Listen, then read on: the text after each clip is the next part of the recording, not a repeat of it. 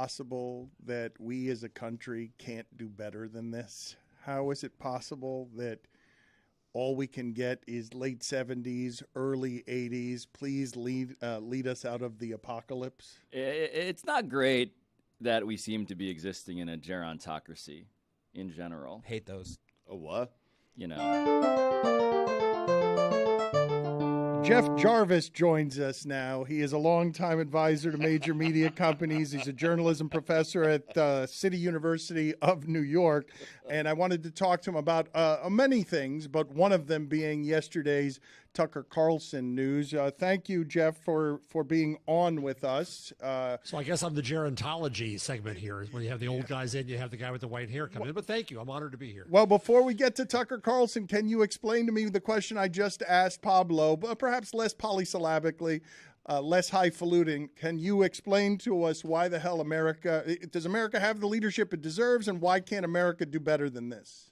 It's a good question, yes, but I'll take the winner that I have. I'll take dark Joe Biden now versus the risk of not knowing who it's going to be. He's beat the fascist jerk before. He could do it again. He's old. I like Kamala too. If he retires at some point and she takes over, we get used to the idea of a black woman in the White House. That wouldn't be so bad either.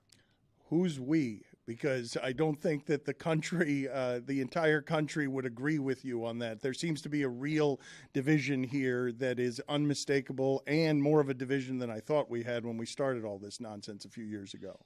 You could call it a division, but I think what's really going on is that we saw the internet-enabled voices who were for too long ignored and not represented and not served in mass media run by people who look like me, old white men, that finally had their place and their voice online.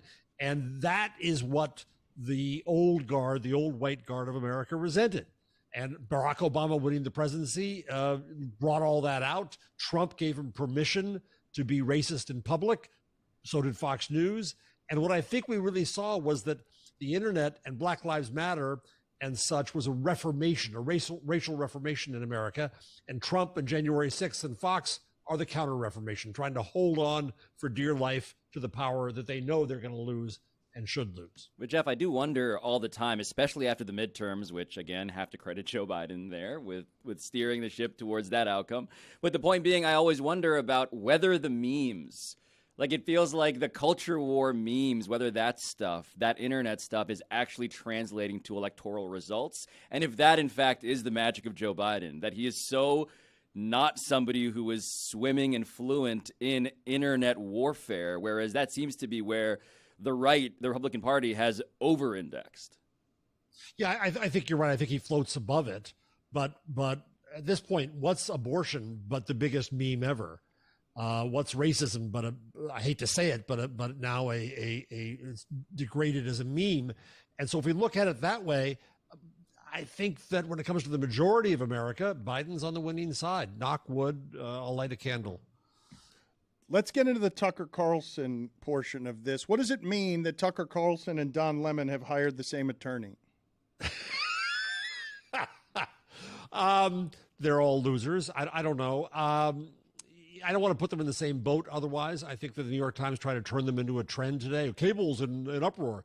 These are different things. We don't really know why Tucker Carlson was fired. I think the suit by his former producer is probably a large part of this. I think they couldn't fire him before they settled the Dominion case because it would have put them in a weaker position. Maybe they wanted to fire him months ago. I don't know. He was costing them money. He's embarrassing them. And thank goodness he's gone. But that doesn't mean the Fox News is going to reform in any way. It is still run by the single most malign influence in English language democracy, Rupert Murdoch, and his worst son, Lachlan. So we'll see where that goes. Don Lemon was kind of a goofball in some ways, and he and Chris Licht, the new head of CNN, weren't getting along, and they unceremoniously dumped him.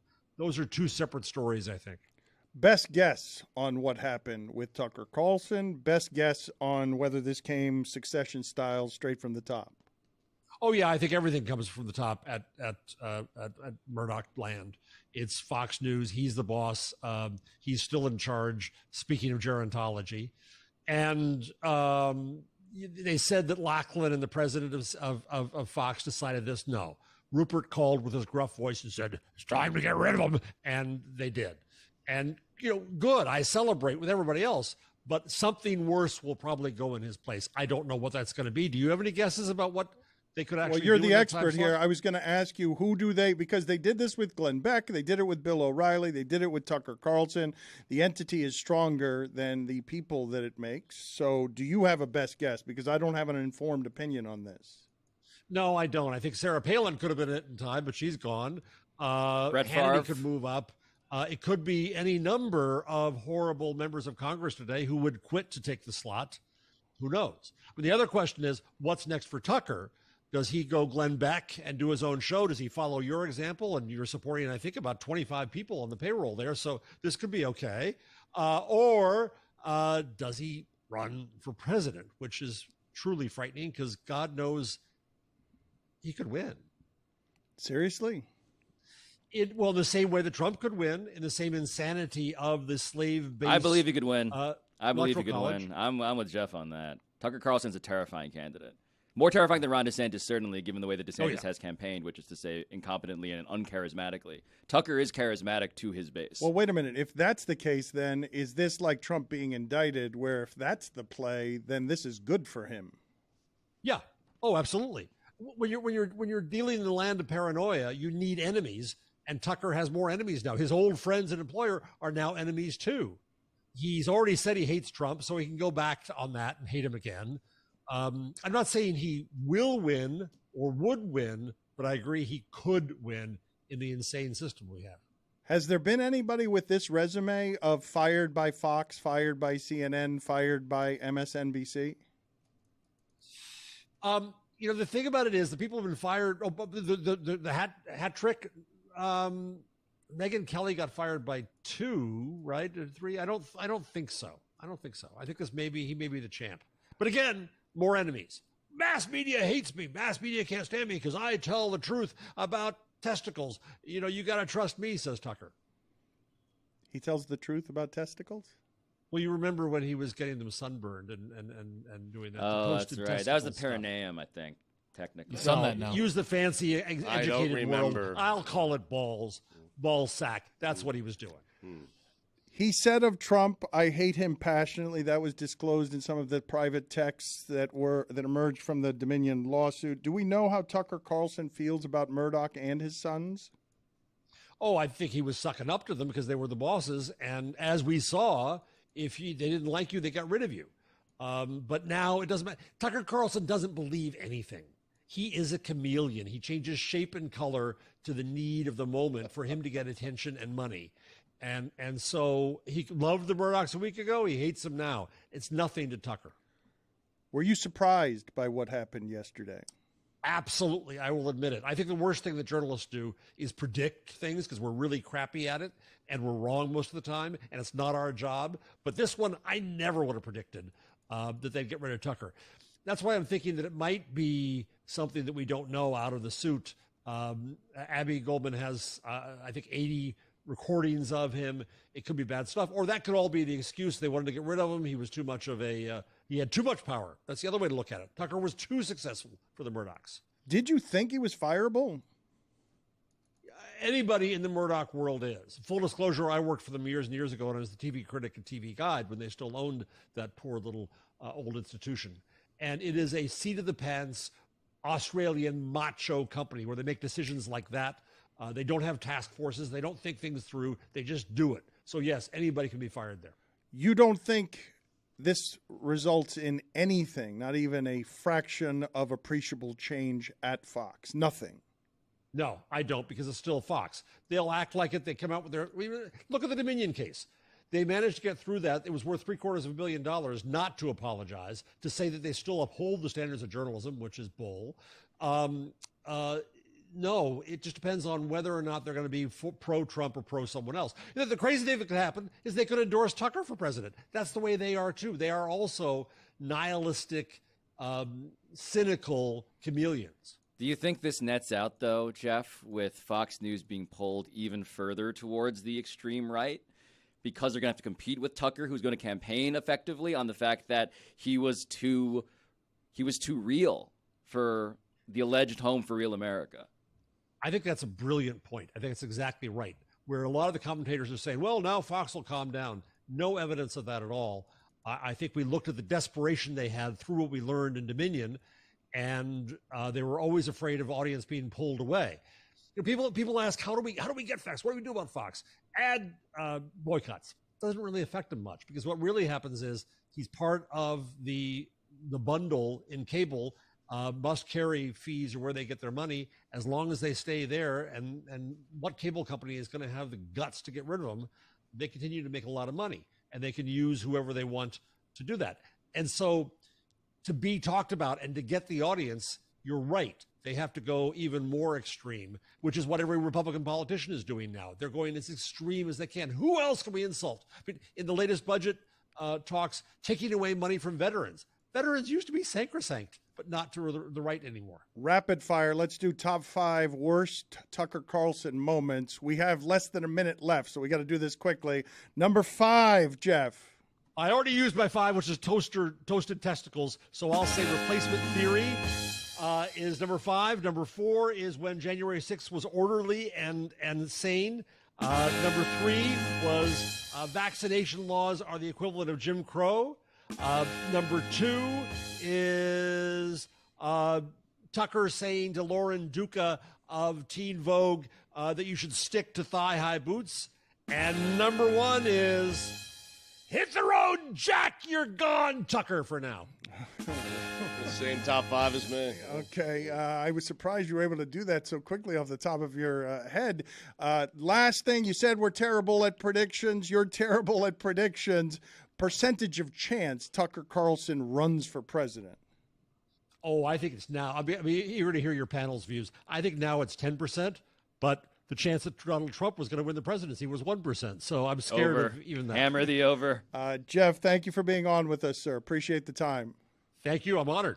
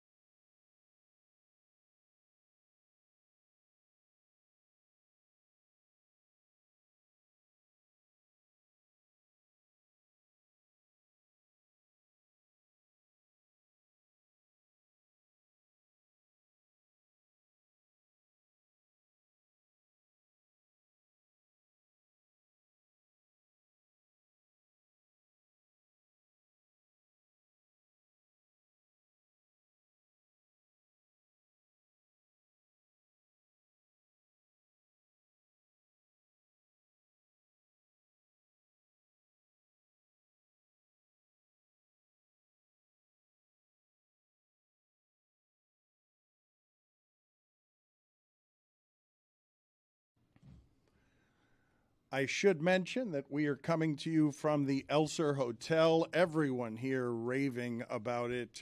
Everyone who is coming through here and staying in the hotel feels a little bit differently about it than previous arrangements. It's like being at the hotel inside of the amusement park, and the amusement park is the Heat Arena.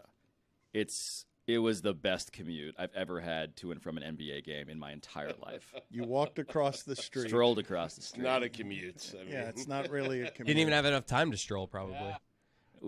We did. Pablo has in front of him, speaking of strolling, some of Jake Plummer's mushroom bars. He's going to eat snake. He's going to eat one of them now to see how this goes. Do you have any information whether this is just health or psychedelics or what might happen to you before the end of the show if you have one of the I'm told that Amin begged Jake Plummer to send him some stuff. Amin on air asked for a big box of this stuff, and Jake Plummer, we also hired him to be our shaman at Meadowlark, which is only a thing I realized that maybe Ricky Williams already had an inside track on, so apologies for maybe trampling the org chart. But this is conflicting signals insofar as it says on the back, each purchase supports responsible psychedelic research through Unlimited Sciences. And then on the front, it says that this is a functional thing that is not going to get me, psychoactively no psychedelic unfunctional. in it whatsoever. I already had one. Okay, well then that defeats the purpose. I was hoping for a payoff. When did you have it, I don't want it anymore. Like 30 minutes ago. Sometimes it takes like 90 I minutes was to gonna kick say. in. Yeah. Dan was trying to build up Friend to this told me. thing, Tony. You just don't have to tell him. You just pretend and go along, and then we go on this adventure Pablo together. Pablo say, just said that it had no psychedelic things. Well, I said that was conflicting signals, but here's the ASMR of me opening this Okay, bar. but it's useless now. There is no payoff. In fact, why don't you go eat it in the penalty box? Okay. Whoa! Wow. Not my fault. it 2 minutes wasn't for Pablo's eating. fault. Yeah. What? I am Trying to not help going to the get show. any payoff from the having of the psychedelic, so I will remove him, and I will have a much better story in his place, Stugotz. I don't know if you know the story of 33-year-old Drew Maggi. The Pirates are the most surprising story in baseball early season.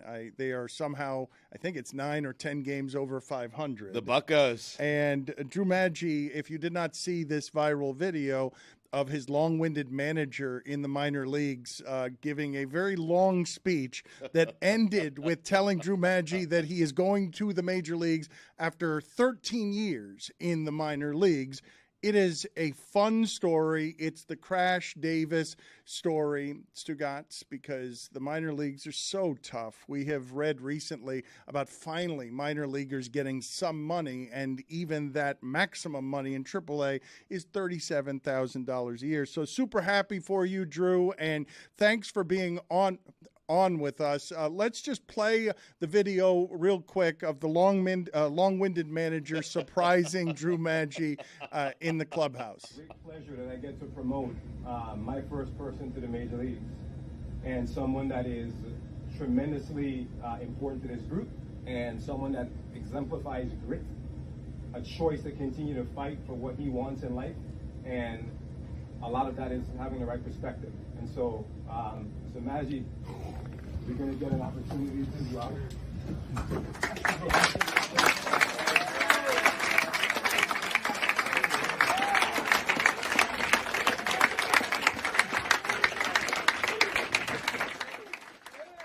Drew, you look stunned there in the video. I got to be honest, not long-winded. I thought that it was properly edited. done. No, it was edited. There was a minute and a half before that.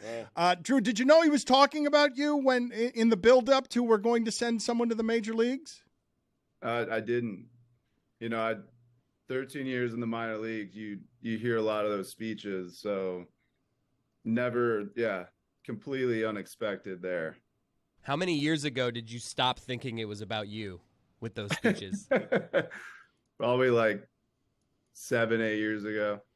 I mean, I've seen 1,000 of those. So eventually, right there, I was thinking, all right, who we got, who's going, and then when I heard my name, it was, body numb, whole thing.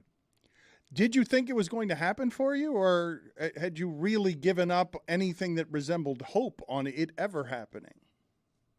Well, I mean, I've always had hope. I mean, that was, I mean, why I stayed in the game. I mean, it definitely, as the years went on, it came down less and less. Like, you know, maybe I'm just a minor leaguer. Maybe it's just, this is kind of my path. This is what I'm meant to do, kind of play out my minor league career, kind of mentor younger players. And then, I love baseball, so I probably would have stayed in the game. But, deep down was like, there's got to be something bigger, because I kept hanging on.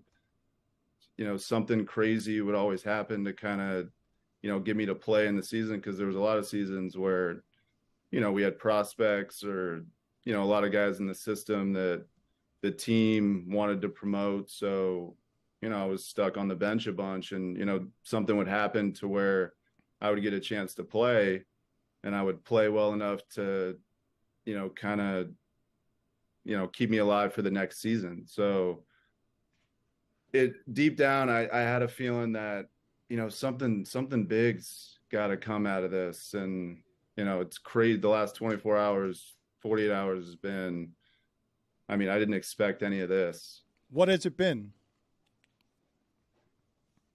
I mean, just the phone calls, my old teammates reaching out, guys that I haven't talked to in 10 years, that, just flashing back to kind of moments with those teammates where I was, calls to my family, to my friends. I mean, it's been emotional. I've been okay. And then I'm like, I'll think about things like, holy smokes, like this is really happening. I've had to, I woke every day that I wake up, I'm kind of, I got to check the window and look out, because I can see PNC from my window. So every day I have to look out and be like, all right, yeah, this is real. This is really happening. So yeah, it's been a really emotional, really exciting. I mean, I'm on top of the world right now.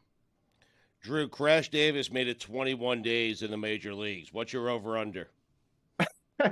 Shit, if I had to bet, I mean, I'm an over guy. I never bet under. Same. Yeah. Who did you call first, Drew, when you heard? Well, I called my dad. He didn't answer. Italian family, so everyone's always doing something. So dad didn't answer. Called him again, didn't answer. Called my brother. Then I called my mom, didn't answer. Finally got a hold of my mom. And I was in Double-A at the time. So, she answered and she's like, hello. I don't know what she was doing, but I'm like, hey, Mom. And, I'd broken down already. So, and she's like, are you okay? And I said, Mom, I'm going up. And she goes, oh, you're going up to Indy? Because Indianapolis is the AAA team. I go, no, Mom, I'm going to the big leagues.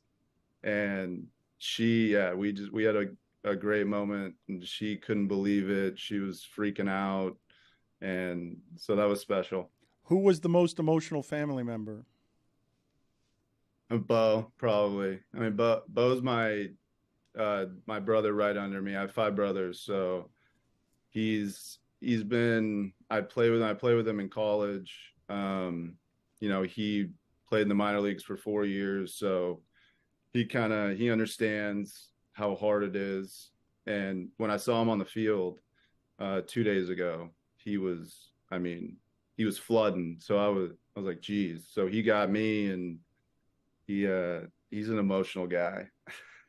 What is the worst part of 13 years in the minor leagues? Like, what are some of the details that people don't understand about what your sacrifice has been? I mean, I think as you get older, it gets really challenging, because, you're that older guy on the team. You're still doing the bus rides, and you kind of have to mute a lot of it. I mean, when we first went into Altoona this year, we had like a little signing thing before the year, before our game started. And a lot of the fans are like, oh, are you a player coach? Are you coaching now? So, I mean, you just kind of laugh it off, and, you can't let it bother you. But I think that stuff, and then just, the overall sacrifice, I'm in some small city. I mean, relationships are tough to hold on to. You're away from your family. Then there's a million different things you can do in life. So you kind of, as you get older and, you think about, life after baseball, you obviously want to make money and be able to support people. So it just gets more challenging with that. And, your days are also numbered, in every sports, any sport that you play, your days are numbered. So I think just the overall thoughts of that kind of creeping in are probably the most challenging. You've been in the Major League clubhouse. You've already made an appearance inside. Yeah, I was in there on Sunday. And the difference between that and the worst of the minor league experiences? Everything. Yeah. I mean, name it there. I mean, there's a sauna, and I walked by. I walked to the bathroom, and I looked to my left, and there was a sauna, and I go, "Oh my God, there's a sauna in here. I gotta get in there." What is the worst of the hotels, the worst of the cities, the worst of the bus rides? I mean, I've been on a 13-hour bus. Had to play that day. A lot of storytelling, a lot of beers going, a lot of cards going on. I mean, hotel rooms can be, some of them smell, and there's bugs in some. I mean, then you're rooming with another teammate, so sometimes you don't get the luck of the draw there. I mean, everything in the big leagues is what they say. I mean, at least from my experience so far, it's anything, you're in the show. Have you stolen anything yet from like Major League Clubhouse, or thought like, oh, this is a bunch of free water, let me like hoard this just in case? Bag of Skittles. Steal everything. I took a razor day one. I was like, attaboy. I mean, they have everything. Cologne. I mean, like, geez, I definitely get my hands on whatever I can. Cologne. Drew, congratulations. Thank you. 4,494 plate appearances. Hopefully you get the first Major League bat tonight. Thank you, sir. Awesome. Thank you, guys. Thank you.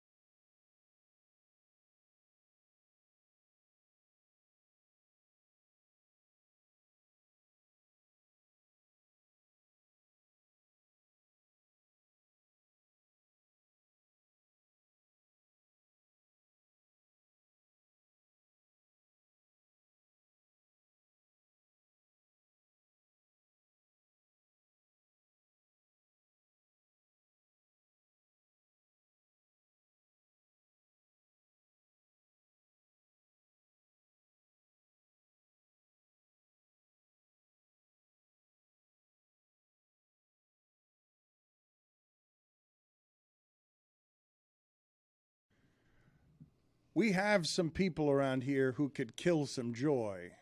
But David Sampson, after that conversation, looks at me and says, you just interviewed a minor leaguer. And I'm like, well, he's a major leaguer now. Yeah. Not for long, he says.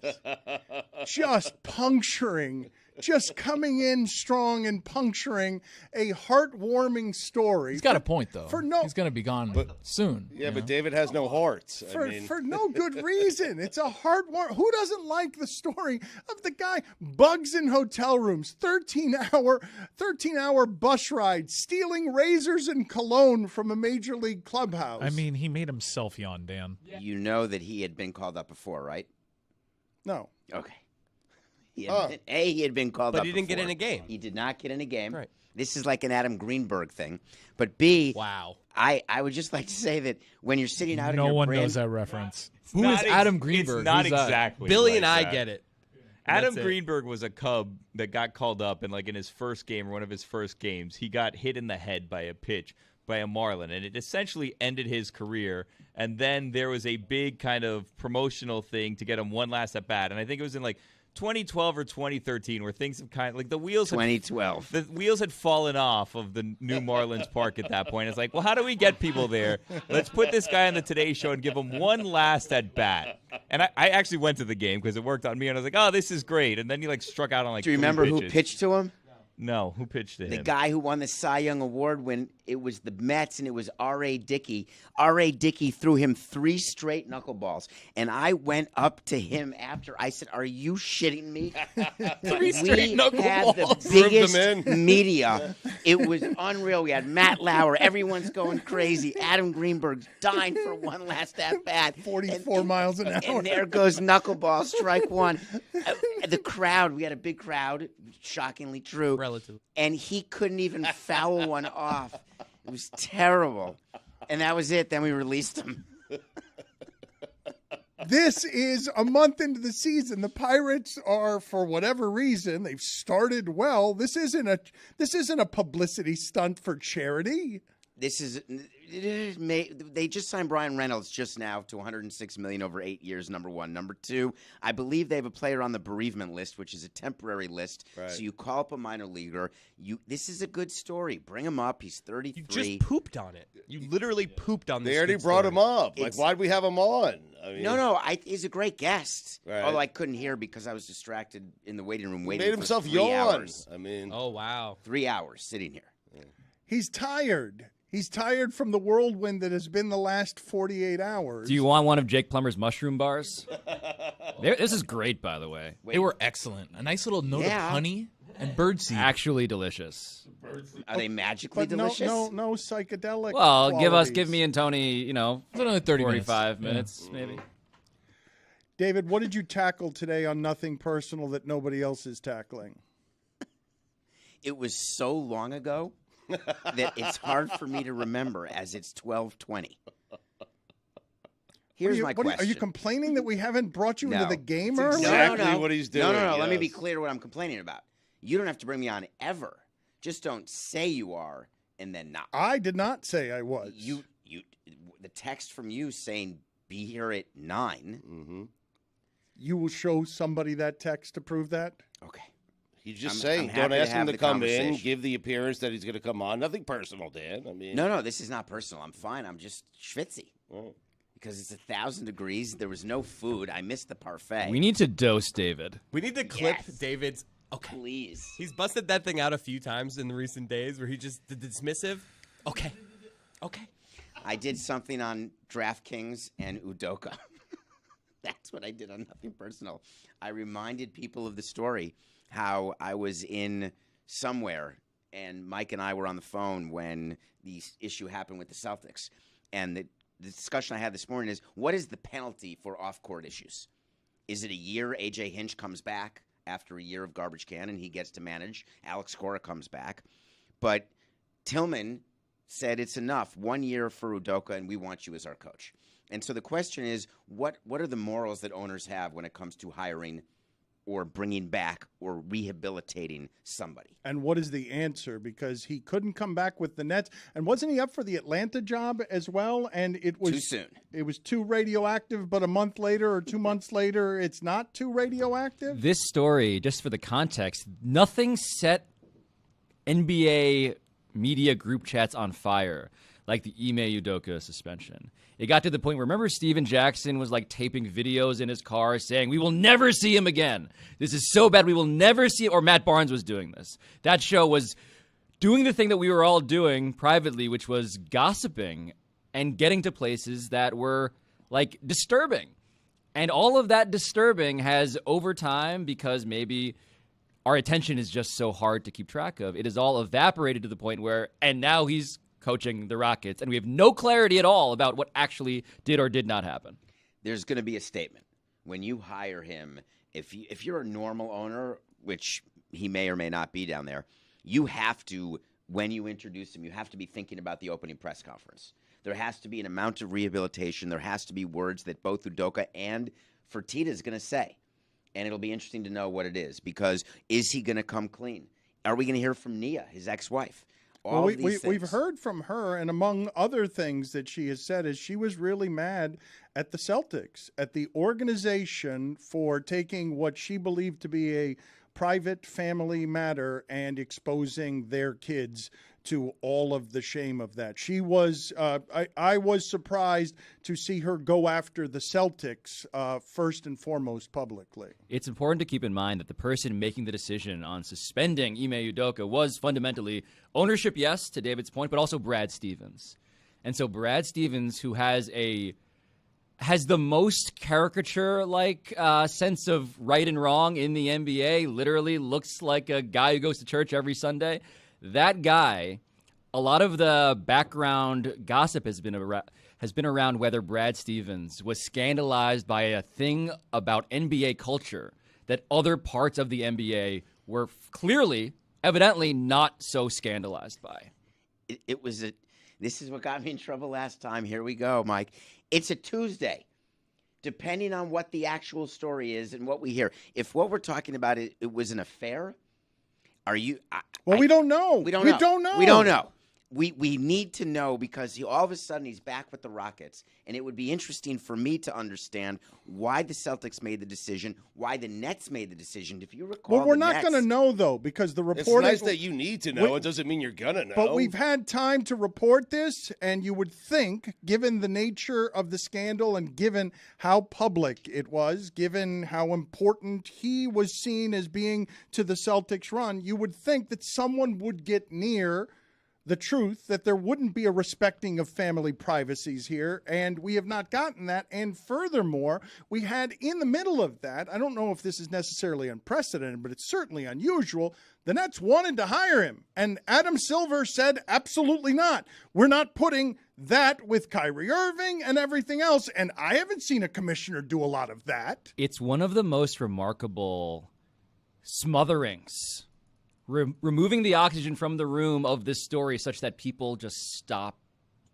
talking about it. And now they're testing the water again. And whether this is, again, we talk about Kawhi Leonard being so inconspicuous, so quiet that it is conspicuous. This is that story to me. It is too quiet, and that is suspicious. Testing the water to me is the trial balloon. The trial balloon is what the Nets did. That's testing the water, where you say we have an opening and we think he's favored. What the Rockets did is went from no one's talking about him to he's hired. I'm not sure that I understand where you'd say that's a balloon. I view that as a fait accompli. Now they have to do the explanation. I always like the balloons. They're in the water now. To your point, they've been watching how we've been talking about this. The NBA, by the way, the NBA's criminal justice system, the NBA discipline system, is very much licking a finger and putting it in the wind and seeing who's going to get mad at them. And they're doing it right now, and they're going to pay attention to, are people mad about this? And that will inform how this unfolds from here. The NFL does the same thing. Major League Baseball does the same thing. The amount of finger licking done in corporate America, in the sports world, would stagger you, because people are so, especially with social media, what you guys talk about, people listen. And they want to know what your views are. And the fact that business decisions are made based on people who aren't actually in the room, but we all think we're in the room, it would upset most people, but not the commissioners.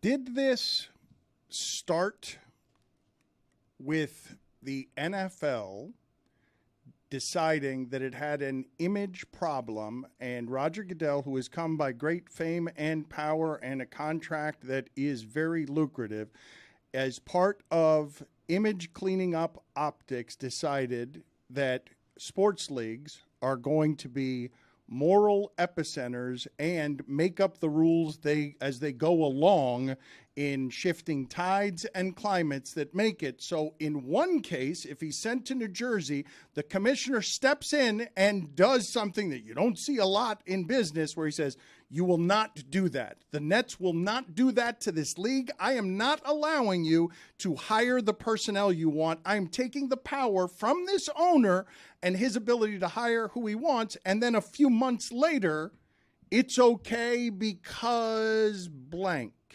I think the image thing started in the NBA. David Stern, if you remember Malice at the Palace, that was a huge moment for the NBA when David Stern said, we cannot have this. We cannot have this sort of violence with players. We are a league dependent on revenue. But that happened on television on a court.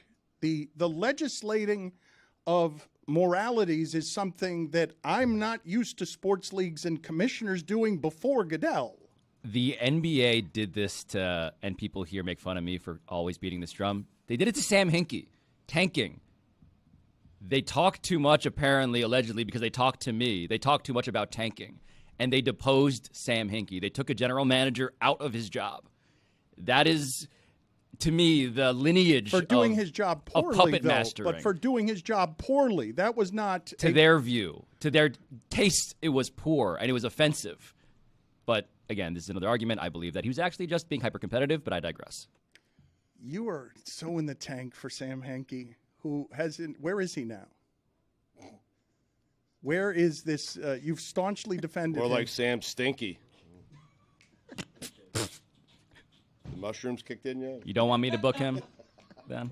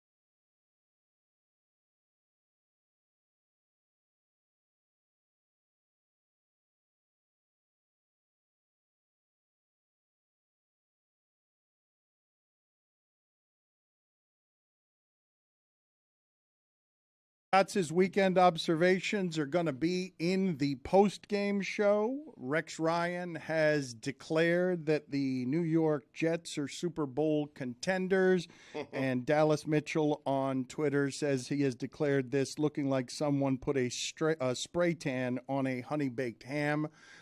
Because he does look exceptionally bronze, unusually bronze with white hair on ESPN. But New York right now is very excited. Stugotz is very excited because the Jets have made an acquisition and the Knicks are up 3-1 in the playoffs. One of the few surprises I think we've seen so far in the NBA playoffs is the New York Knicks being up 3-1 on Cleveland. I'm not certain that many people are surprised by that. I think it's the Heat over the Bucks is probably yes, the big there surprise. haven't been that many surprises. Yes, of course. It is so. But this is a fun time to be a New York sports fan, and it's been a while. Like, my teams at the same time have never been this relevant and this good. Like the Mets, the Jets, the Islanders are about to get knocked out, but the Jets are relevant. The Jets have a quarterback. The Jets actually won an off season. The Mets have the highest payroll in baseball, and they're actually pretty good. I mean, and the Knicks are about to make it to the second round of the NBA playoffs. Yeah. I mean, it feels like the 90s again. To Sue's point, prior to the Nets getting swept out, it was the first time since 1994 that the Rangers, the Devils, the Islanders, the Nets, and the Knicks were all in the playoffs simultaneously. And then, as Stugotz pointed out, things in the other sports, Yankees, Mets, Jets, and even Giants have a fair amount of excitement around them. At the beginning of this series, the NBA was probably rooting for Giannis, right? You want the high seed to move on. But at this point, the league has to be rooting for Knicks Heat, right? Like that. Is that just a local thing? Like that would get the nation excited. I mean, you get two major markets, Miami and New York. Miami's not that major, Stu. I'm sorry. Yeah, but it's bigger than Milwaukee. I mean, it's but a rivalry. Top 15. It's top 15? Yeah. No, I'm not poo-pooing where we live. I was here. And outside of Celtics-Lakers, what are the rankings of rivalries? I know I might be, a little thinking. It's an old rivalry. It was a long time ago that the Knicks were any kind of relevant. It's been 20 years. They did play in the playoffs, I think, in 2013, but this would feel different because the Knicks would be favored in that series as opposed to when. In a Knicks Heat series, this second round right now?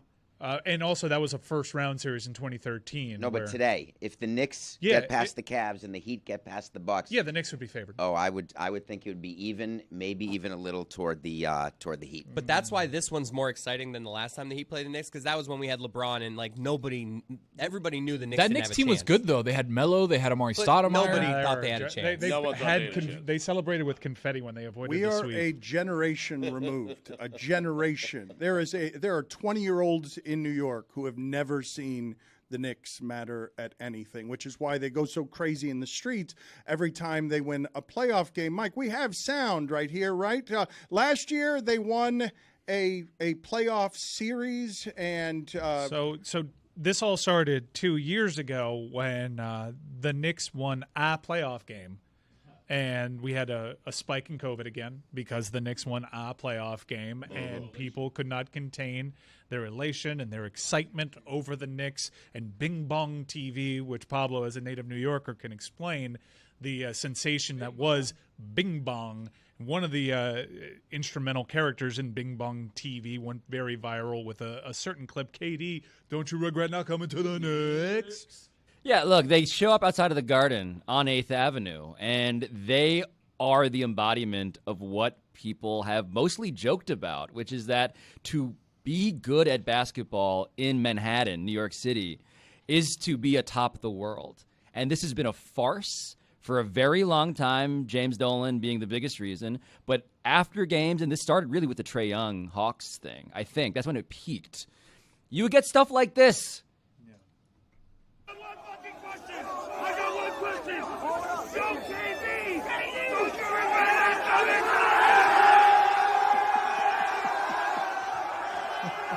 That's a fan base that's never won. And that's the same guy. They tracked down the original. Oh, Bing Bong guy was trying to sell NFTs this past year. It's been fascinating to watch how he's been dealing with the Knicks being good again. But imagine this type of energy in the second round, having not just won a playoff game, but having won a playoff series. And now against the Heat, which is the thing that, again, I was born in 85. These people look like they might have the earliest flickers of memory of what it was like, Dan. When, Pat Riley used to coach the Knicks. Pat the Rat. The Rat! Then he goes to the Heat. Like, the DNA of this is still very much alive in this series if they choose to find it. That was one of the worst days of my life as a fan when Pat Riley defected to the Heat.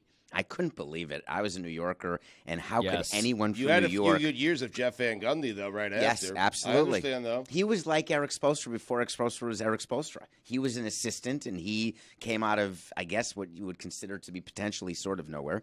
And he was outstanding. But the image of a New Yorker hanging on a Miami Heat player, the way the image of Jeff Van Gundy hanging on Alonzo Mourning's leg, that is something that hurts because it was embarrassing as a Knick. We don't do that. Just like that sound, as a Knick fan, I'm embarrassed by that video. Actually. Oh, I'm not. I am. I don't want that. I want to be in a winning city where we don't celebrate a first-round playoff. Well, Pat Riley took that with him from New York and New York basketball a quarter century ago. It's been a quarter century. He's more known for the Heat than the Knicks, and forget the Lakers. This is the Showtime coach, and people don't think about him that way. I don't think, when you say this, Chris Cody, I don't know, you were a child when these rivalries, you were becoming a sports fan for the first time when your dad was covering the series of Pat Riley against the New York Knicks, but that was 25 years ago. The Knicks have been so starved. They've been calling it Mecca since then. They've been calling Madison Square Garden Mecca. They've thought they're going to get every single free agent, and they got Melo and traded everything to get him and then got the confetti from the ceiling, one playoff victory. But in terms of nowhere franchises, we just talked earlier about the Jets having the longest streak of losing here without making the playoffs anywhere in professional sports. It's been a really dried up quarter century for the New York Knicks. And that series, I believe, that had the fight in it where Alonzo Mourning had on his ankle Jeff Van Gundy. There was so many fights. There were so many fights. All the time. You had the P.J. Brown flipping Charlie Ward. You had Jeff Van Gundy holding on to Alonzo Mourning. Chris Childs was doing stuff. You had Chris Childs being an agitator. They were all suspended for Game 7. There was a rule that you couldn't suspend everybody because then we'd have to have played on the Knicks. So they split the suspensions between Games 6 and 7, and they never told us how they decided who would be 6 and who would be 7. And we thought it was like the Ewing lottery envelope. Hardaway had a big game in that series. Anthony Carter had a winner. Clarence Weatherspoon missing a shot after Allen Houston dropping Oh, it the in. Allen Houston shot. Can we not? Ugh. Can we not talk about that? That was May of '99. Good times. I was left alone in the hospital. I had an appendectomy, and my mother and stepfather came to see me to make sure I was okay, and then went to the Knick Heat game. Did you make it? Hello. Billy, go walk to the Torch of Freedom, please. That was funny, man. Come on. What's funny about did you make it when he's sitting right here? No one else was concerned about That's him. the funny thing. He's sitting right there. That's the joke. It went over your head. Okay. It was so complicated, Next level, nuanced, man. and layered that it represents a generational comedic genius that I simply can't fathom. And meanwhile, you're rewarding him with lunch. I'm sending him across the street. Oh, we got tacos today after I saw. I'm sending him crushed across the street to the Torch of Friendship because we have not used that quite enough in the last couple of days. We haven't used this studio enough with all of its tentacles. Why are you still here? Because I feel like the Torch of Friendship is something two people should go to together. Take Stugotz with you. Oh, wow. Go ahead. You can walk holding and get there in hands. exactly 3 minutes. Yes. Feel free to get there as fast My day is done. as Thank you, humanly Dano. can. You got weekend observations, huffing and puffing and sweaty that you have to do in the last segment. What did you learn, Pablo, about Elon Musk's Twitter activity last night? This is a thing that never fails to amuse me because I have learned that pretty much every powerful person has at least contemplated starting a burner account. And Elon Musk allegedly took a screenshot of his little console on what his Twitter app is like, and it revealed that he has an alternate account. There was a an avatar of a different image that is not his that you get if you have a secondary account. And internet sleuths, of course, immediately went on a worldwide avatar hunt to find the account that matched it. And they found that account in Elon's own mentions often. And he is basically his own simp. He is simping for Elon Musk. He is essentially, allegedly, cosplaying as a child. He is asking very weird and uncomfortable and increasingly disturbing questions. All of which is to say that, good job selling to that guy. Have you ever been to a restaurant because of the reviews, or used a company because of the reviews that you see online? Anybody? Yes. Any idea how those reviews get there? Money. I'm just. I'm Are you literally saying asking you're saying if there's you know. sock puppetry is rife within everything on the internet? I'm just telling you that when you have polls that you do, or studies that you do, or you want good reviews for your product, you arrange it so it happens. Are you suggesting that we have manipulated the results of our own original poll question today? Is the thumb the most important finger? I am merely saying that is not worthy of manipulation, but some things Is are. Elon Musk a fool? No. Yeah, the biggest Yes. fool. Whoa. Absolutely, he is a fool. Yeah. $44 Absolutely, billion. he's a fool. If he wants to Fool of spend money. $44 billion to buy a company and then run it himself, why does that make him a fool? Listen, I don't like him either, but if he's got $44 billion to spend, let him spend it however he wants. But he's killing the company. Then let's go to a different company. And kill that too? No, us. Oh. Are we talking about Twitter or Meadowlark right now? I'm losing track. Did Chris Cody just say that's a lot of money to $44 billion? That was your contribution? More like Elon must fly private. Good night, everyone. What a crew you have.